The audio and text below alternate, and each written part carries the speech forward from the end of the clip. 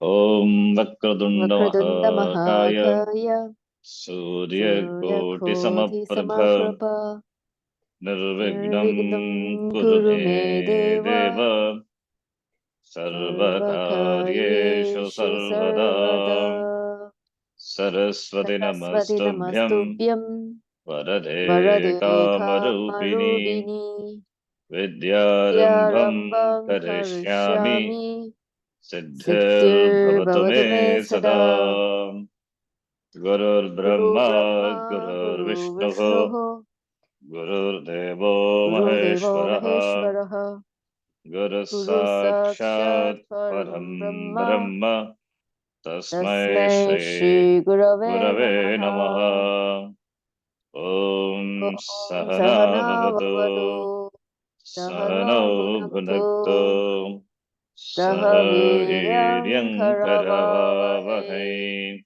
Tejasvinavadhitamastu ma Tejasvinavadhetamastu vidvishavahe Vidvishavahe Om Om Shanti Shanti Shanti Shanti Shanti. Shanti.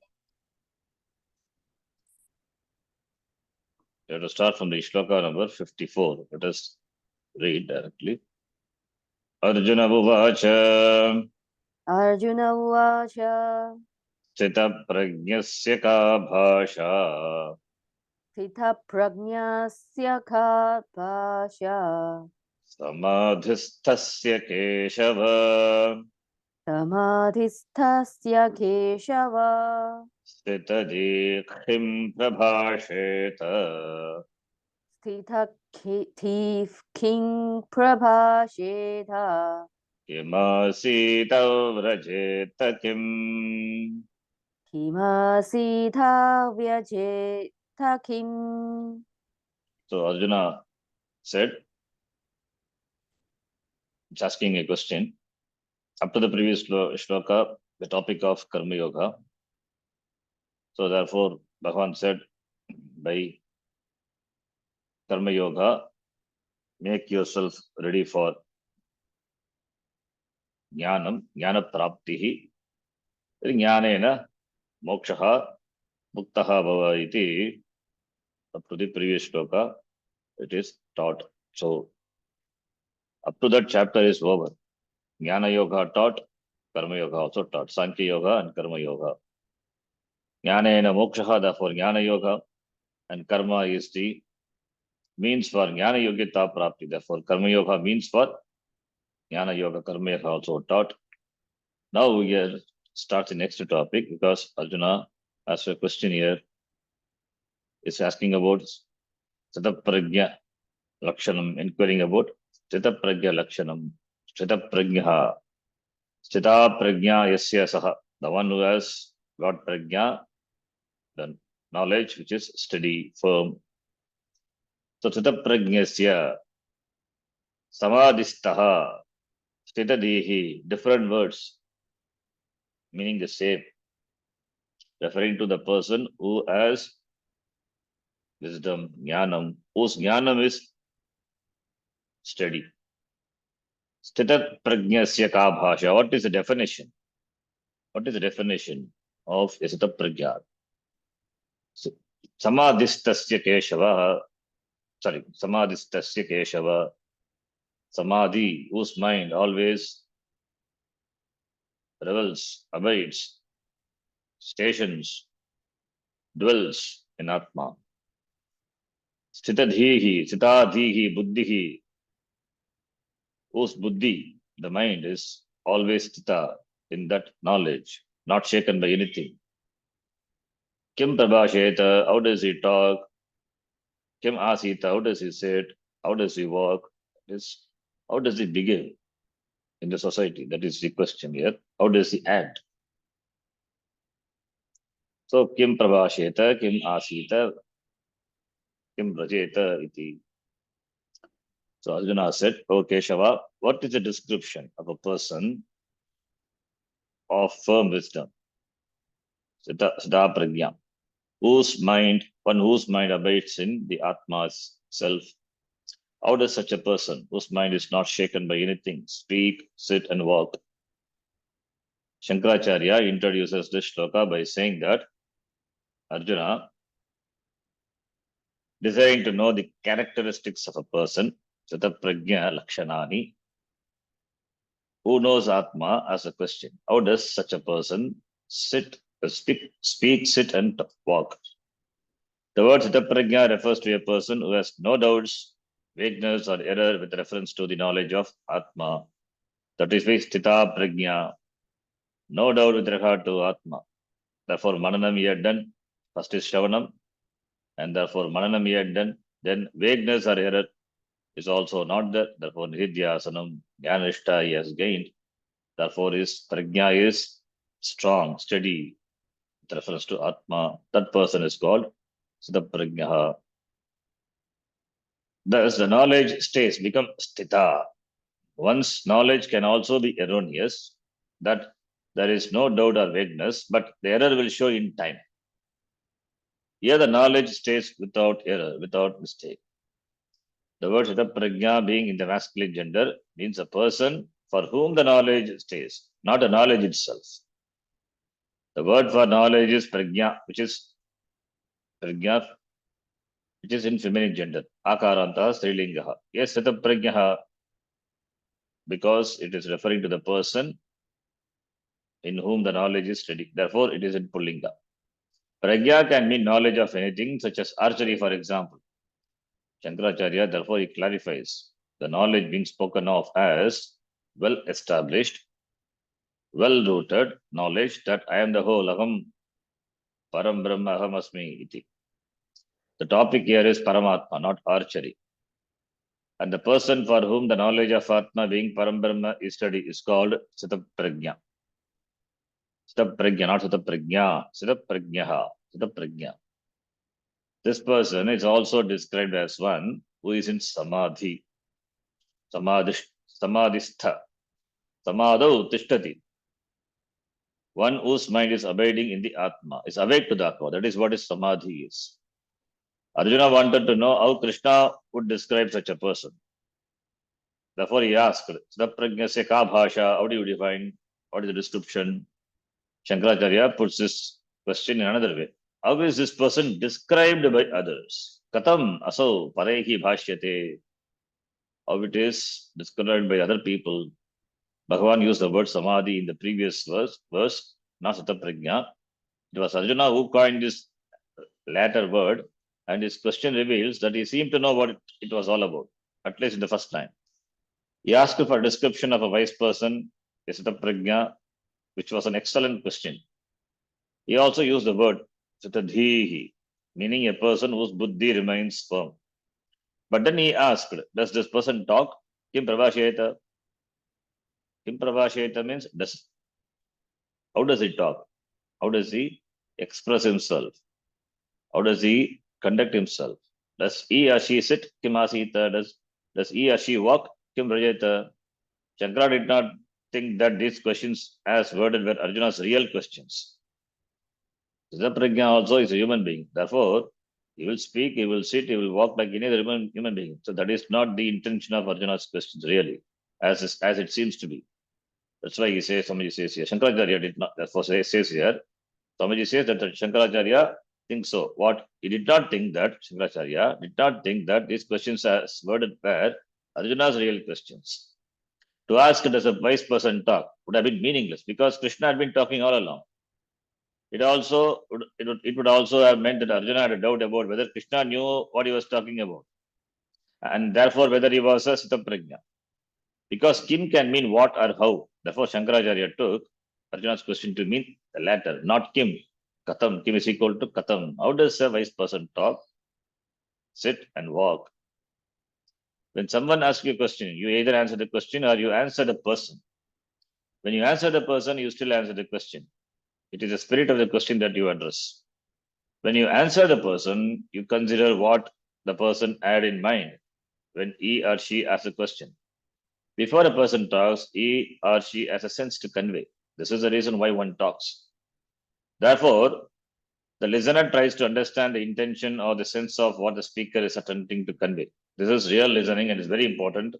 Whether you are reading something someone has written or listening to something someone is saying, A wise person may not always say what he or she really wants to say.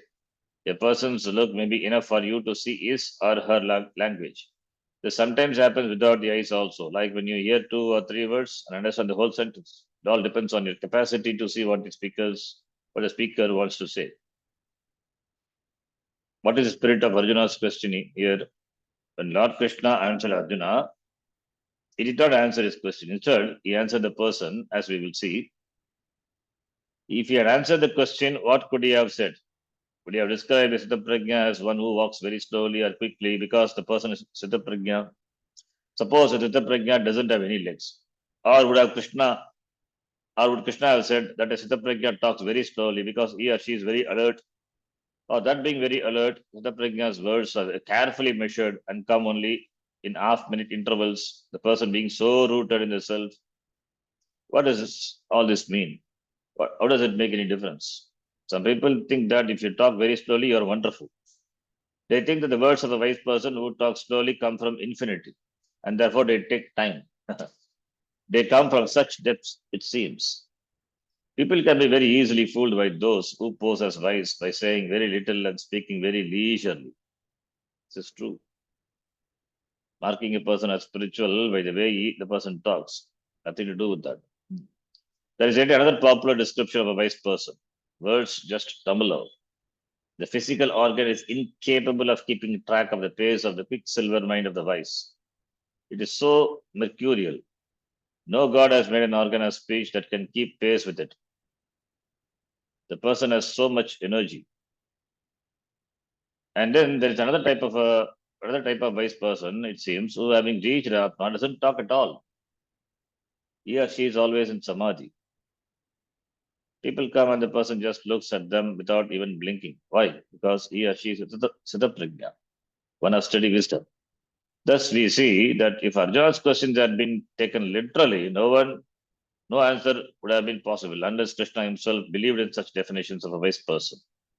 Therefore, the second line of Arjuna's question did not mean anything to Krishna, but there was a spirit to it. That is how does a wise person interact with the world? How does he or she talk and go about in the world? Is there any indication that this person has wisdom? Is there anything that betrays or reveals the wisdom he or she has? Will there be any difference in how this person interacts with the world and how an ordinary person interacts? There should be some difference.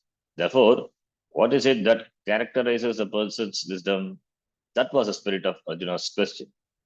And it was this question that was answered in the verses to come. So, Kim Asita is Katam Asita, Katam Brageta, Katam Prabhasheta, iti. So, it is how, not literally, Kim. Kim means what, not literally what. Then to the Arjuna's question, Bhagavan answers in this shloka, very important shloka, describing Siddha Prajna Lakshanani. The beautiful shlokas here. In fact, this whole second chapter is to be memorized, not the whole Gita at least. So let us read this shloka 55.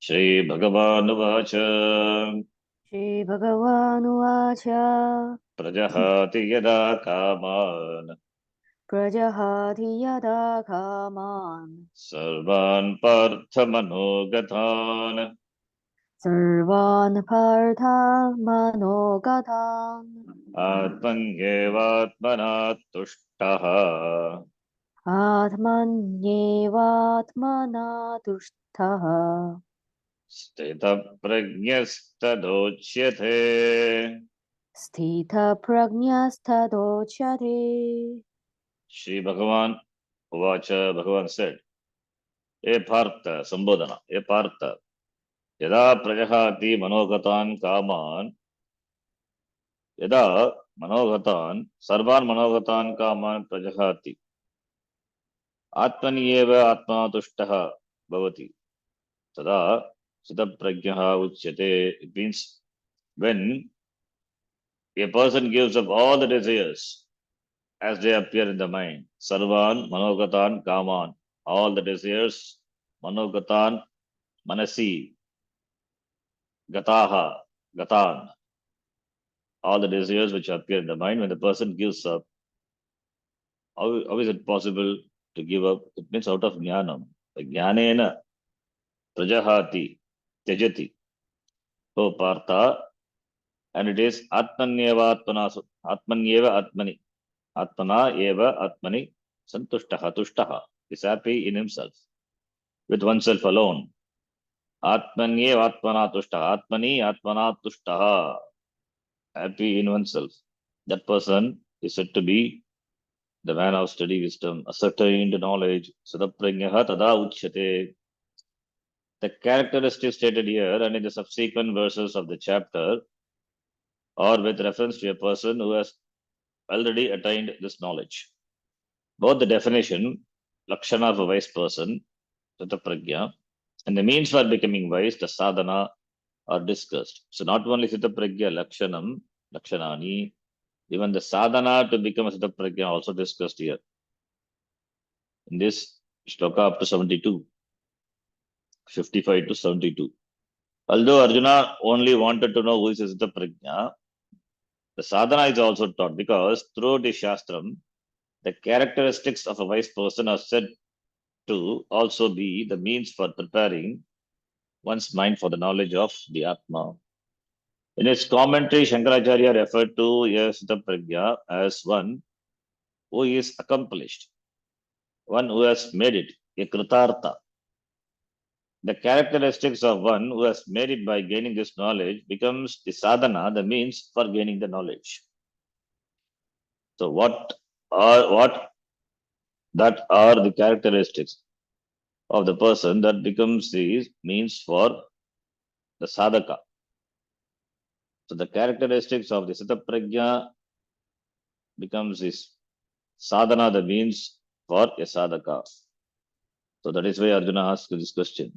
Thus, the wise person's spontaneous expressions in life, the attitudes, and the disposition with which he or she interacts with others are the characteristics that establish the norms to be followed by the seekers of this wisdom. The definition is also the means. These characteristics are to be cultivated because they are the means by which the seeker becomes a wise person. Without these sadhanas, a person doesn't become wise. Thus, in the beginning, there is a sadhana, and then later, the sadhana becomes an expression. Sympathy, love, freedom, giving, and so on are all sadhanas in the beginning. They are the means for self purification and maturity, eventually become the natural expressions of the same person. It is not that the person tries to be sympathetic, loving, and giving. He or she is naturally sympathetic, loving, and giving. However, for the person who has not yet made it, he or she tries, for example, to give. This is necessary because, along with the giving thought, there is also the opposite thought in the form of reluctance to give. In the mind of the person, the question, why should I give, still arises. If the ego is there telling me not to give, then I am not a giving person. Thus, giving love, sympathy, consideration, and so on, all of which are spontaneous expressions of a wise person, becomes the sadhana for the person who wants to be wise, the mukshu. The sadhana itself is to be accomplished by effort, prayatana. If you succeed in acquiring these characteristics, then you become firmly established in the knowledge. You gain jnana nishtha. What was accomplished with effort becomes the natural expression of the wise person. That is a rule. Therefore, all the universal rules being natural to the Sitaprajna are the sadhanas for a mumukshu. They became natural to the Sitaprajna because they are a natural expression of oneself. But in the beginning, the person deliberately cultivates them. To become wise, you have to follow them. Only then you can gain jnana nishtha. Thus, these values are both the qualifications and the qualities you need for the knowledge to take place, and in time they become natural to you. The qualities represented by universal values are not like a boat that you use to cross a river and then leave behind once you have reached the other side. Even though these qualities are the means for preparing your antakaranam, For the knowledge, they become natural expressions because you continue to be a person with such a mind. You interact with the world as before, but now you interact spontaneously because these qualities have become natural to you. Thus, in the beginning, they are the form of sadhanas, the means for accomplishing the self knowledge, whereas later they are like ornaments, very natural, spontaneous expressions of the person. Bhagavan Krishna included both the definition of a wise person and the means for becoming the wise person in his response to Arjuna's request for a description of Prajna, because they are one and the same thing. Shankaracharya makes the same point in his commentary introducing the shloka. Krishna also indicated that giving up all desires, sarvan kaman, doesn't mean that the Sitapragya has no desires, but that as they arise in his mind, manogatan, he gives them up, prajahati. That means the desires are not pursued. In this way, the wise person gives up all desires. Can you be happy if you give up desires? Now the questions may arise. If a man gives up all his desires, does that not mean that he will have no happiness, ananda? We know that a man is happy only when he fulfills a desire. But here he gives up all the desires as they arise in the mind, as they arise in his mind, and at the same time continues to live. If all his desires disappear and he disappears with them, there is no problem. But if he gives up all desires and continues to exist in this world, it seems that he has no way of being happy. What recourse does he have except to become high on drugs or a madman who is always laughing at nothing? In order to answer this question, we have to take two things into consideration. First, people are not happy, and secondly, people are always busy fulfilling the desires in order to be happy. They're always hopeful that happiness will come because they don't become happy occasionally. Sorry, because they do become happy occasionally. They do become happy occasionally. Happiness is only occasional. Tomorrow will be better, they say. Everything will be wonderful when this is over. It seems, therefore, that people who pursue their desires are always working for happiness, whereas those who have given up all desires have no way of being happy, and no one can remain for a long period without being happy. Bhagavan corrected this train of thinking by saying that such a person is happy with himself or herself. Atmani eva atmana tushtaha santushtaha. In himself or herself, the wise person is happy. Everyone is happy in himself or herself anyway, but always because of something else. Here, without any external props or circumstances, without expecting or depending upon any condition whatsoever, the person is happy. The analogy of a sugar crystal is useful here. Simply by being a sugar crystal is sweet. It doesn't require a sweetening agent to be sweet because it is already saturated with sweetness. That is why it is sugar crystal. Therefore, it cannot be sweetened further. Similarly, the one who is happy, tushtaha, doesn't depend upon any other object or situation to be happy. By one's own awakening to oneself, alone one is happy. Such a person is called Sthitapragyaha. Shankaracharya explains here that Sthita means well established, and Pragya is that knowledge which is born of Viveka, the discriminative inquiry into an analysis of the Atma and Anatma. Therefore, the one for whom this knowledge is well established is called a Sthitapragya or Vidwan, a wise person. Arjuna wanted to know what a Sthitapragya was, and this was Krishna's definition. It is an excellent and complete definition.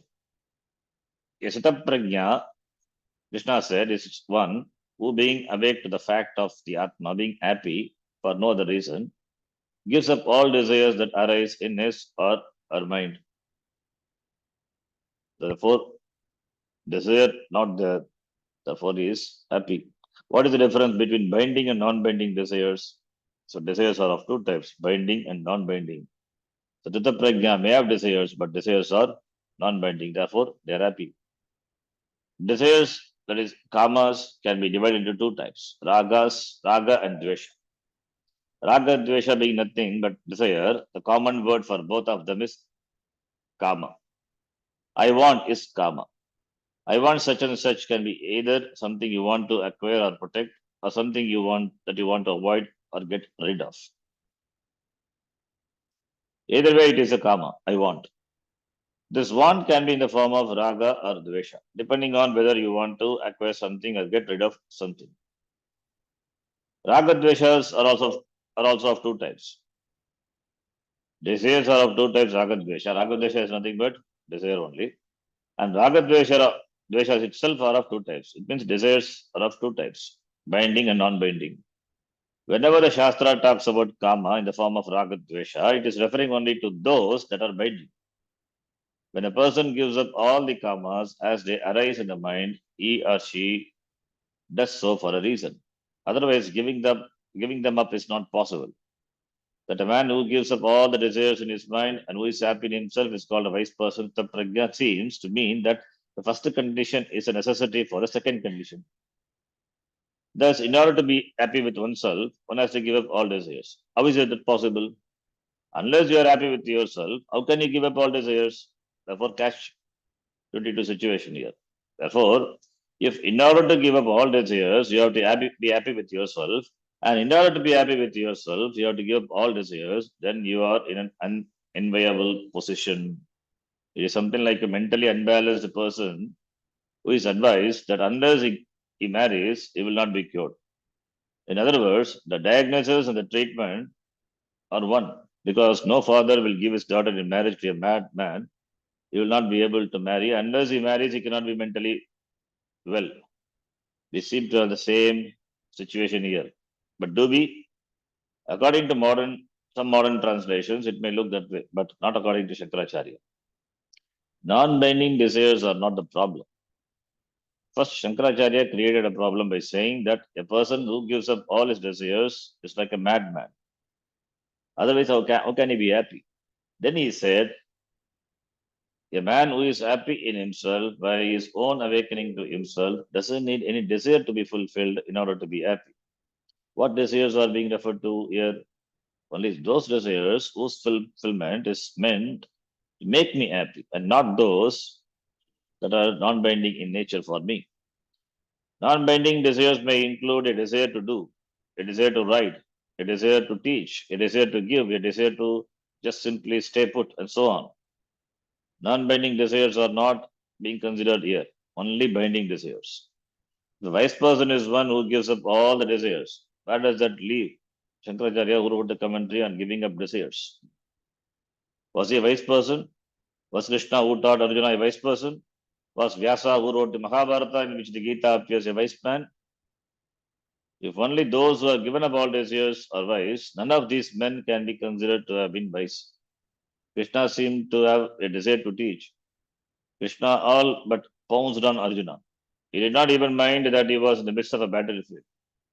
Krishna's knowledge seems to have been bottled up inside him, and it came pouring out for Arjuna's question in one long, continuous flow. Aside from his desire to teach, Krishna seemed to have some other desires too. For example, when he was asked to drive Arjuna's chariot, he agreed.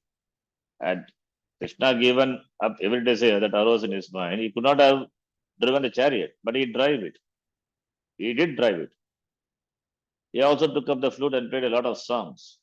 If this desire had been given up, all the gopis would be still waiting to hear his music, and he would be still sitting with his flute poised. He would not have even had a desire to remove his hands from the flute. Since Krishna presented himself as one who performed various actions, and since doing presupposes desire, he could not have been Siddhaprajna by his own definition. Vyasa also must have had a lot of desires to have written this great magnum opus, this huge work called Mahabharata.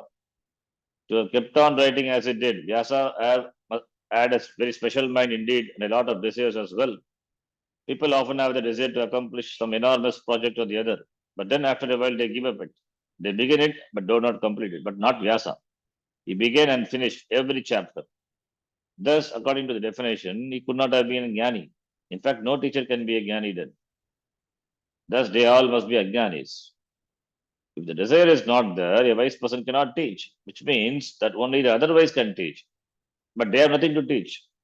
Unfortunately, the explanations put forward some modern commentaries of the Gita based on incorrect translations have created a lot of problems in understanding what is meant by giving up all desires. If this were not the case, there will be no misunderstanding because what was said originally by Krishna is very clear. When you had everything, what is there to be done? As Krishna told Arjuna in the third chapter, a wise person is not bound by his or her desires and is not subject to any kind of mandate. Desires are only binding if you take yourself to be a karta, a doer. Only then do you have things to do. Only then can there be a dereliction of duty.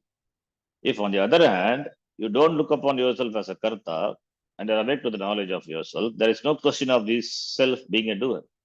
Therefore, there is no doership and nothing to be done. Lord Krishna told Arjuna that because he had no desires, he had nothing to do. But because Krishna is everything and everything is himself, what is there to be accomplished? Nevertheless, he was always active, meaning that all the activities he performed were non binding. If activities are not binding, the prompting factor of activity, karma, must also be non binding. Here in the Gita, non binding karma is not the topic. Only binding karma is discussed here. The placement of the words when yada and then tada in this verse is also significant. The word then comes much later, and until it comes, the force of the word when continues. When a man gives up all desires as they arise, and being happy with himself in himself, only then can he be called as prajna. The force of when is the same for both the conditions. When he gives up all desires, and when he is happy with himself in himself, depending on nothing for his happiness. Therefore, one who gives up all desires arising in one's mind that are binding in nature, the desires to be secure, to be happy, to be somebody, and so on. A person who is secure with himself or herself gives up such desires naturally. The word tushta in the shloka doesn't merely mean happiness, it implies security. The insecure cannot be tushta, happy. Therefore, one is secure is also happy. And giving up all desires is possible only when one is happy with oneself. Thus, the definition of Sataprajna is complete. What else can be said? One who is happy with oneself is a wise person who can totally accept himself or herself because the self is acceptable. The self is perfect. It is not imperfect. Perfection means that there is no sense of imperfection whatsoever. The self is free from any sense of imperfection, and the whole creation, the whole world, the universe is not separate from the self. Because the self is complete, Purnaha, it cannot be improved upon. Just as the sweetness of sugar cannot be improved upon, so too the fullness of Atma cannot be improved upon. Being awake to that fact, the person is happy. Let's complete this shloka. To be wise, you must have wisdom. This then is a lakshana, the definition of a wise person. To be wise requires wisdom, nothing else. How a wise person walks, talks, and sits means nothing. Anyone can learn to walk in a certain way. And if the definition of a wise person is that he or she talks slowly, then everyone who talks slowly would be a jnani. The speed at which one talks or how one walks means nothing. Wisdom alone makes one wise, just as being friendly is the only way to make friends. There is no other way. Similarly, some people ask how they can develop love. All that is to be done is to love. What else can you do? You cannot discover love outside of love itself. If you want to discover more love, then be loving. Create conditions that will help you discover love. Conditions that are not inimical to the discovery of love. People often create certain conditions in themselves, knowingly or unknowingly, that are inimical to the discovery of love. If you avoid doing this, then you will find that you are loving. Love is a manifestation of one's fulfillment, one's fullness. Love is nothing but the expressed form of fullness, ananda. And just as wheat flour takes on names such as bread, rolls, and muffins, so too love is subject to various forms. The different names given to wheat represent modifications of the wheat. Similarly, love is a simple emotion, which is a modification or manifestation of ananda. If you analyze love, you will find nothing but ananda. The manifest form of ananda is love, and love itself turns into such natural qualities as sympathy, compassion, and giving, depending upon the situation.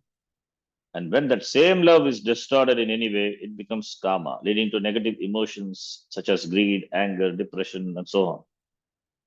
All of these then are nothing but one expression of ananda, love. This is why we say love is Bhagavan, meaning that the expressed form of Ananda is Bhagavan. And what is Bhagavan? The essential form of Bhagavan is Satchit Ananda. The expressed form of Ananda, Ishvara, the Lord, is love. The modifications of this love can be either positive or negative. Sympathy and compassion are example of the positive modifications of love, whereas the negative modifications are anger, greed, jealousy, and so on. And all that is there is one Ananda, expressed or unexpressed. Unexpressed, it is a Svarupa, the very nature of fullness, which is the definition of Ananda. Expressed, it becomes love, prema. We shall see more of this definition later. Here, the Satapragya is one who discovers the Ananda in himself or herself and knows that there is nothing other than oneself. When one says, I am the whole, it means that the person is himself or herself, the fulfillment of all desires. We shall see as we proceed how the discovery of oneself and the fulfillment of all desires are not separate but identical. Beautiful comment. We'll stop here. Om Purnamadah Purnamidham Purnat Purnamudachyate Purnasya Purnamadhaya Purnameva Vashishyate. Om Om Shanti Shanti Shanti Shanti Shanti. Shanti. Harihi Harihi Om Om Shri Shri Gurubhyo Gurubhyo Namaha. Namaha. Harihi Harihi Om. Om. Dhanyavadaha. Dhanyavadaha.